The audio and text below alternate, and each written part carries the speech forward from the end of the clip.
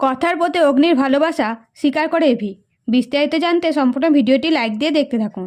কথার পরিকল্পনায় অগ্নির মায়ের গান মনে পড়লে অগ্নি মনে মনে বলে, মা গানটা মনে করতে পেরেছে কথার জন্য, আর কথাই মাকে এই বাড়িতে নিয়ে এসেছে।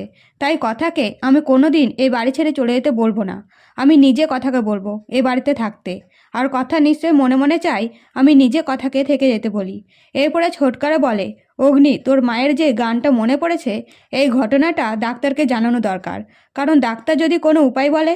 তখন অগ্নি ডাক্তারের সাথে কথা বললে ডাক্তার বলে, আগে যেখানে যেতে ভালোবাসতো সেখানে নিয়ে যেয়ে দেখতে পারো, যদি সব মনে পড়ে যায়। এদিকে কথা ওষুধে গণ্ডগোল বুঝতে পেরে পিসিআর কাছে থেকে মেজমা সম্পর্কে জানে এবং বোঝার চেষ্টা করে মেজমা কেন অগ্নি মায়ের স্মৃতি ফিরতে দিচ্ছে না। অন্যদিকে অগ্নি কায়দা কানুনদের ডাক্তারের অ্যাডভাইস বলতেই অগ্নির মনে পড়ে বাবার কথা। তাই অগ্নি নিজের বাবার কাছে যেয়ে বলে, এরকম কোনো জায়গা আছে যেখানে মা যেতে ভালোবাসতো? তখন অগ্নির বাবা বলে, তোর মা দেশের বাড়ি যেতে খুব ভালোবাসতো। এই কথা শুনে অগ্নি দেশের বাড়ি যাওয়ার সিদ্ধান্ত নেয়।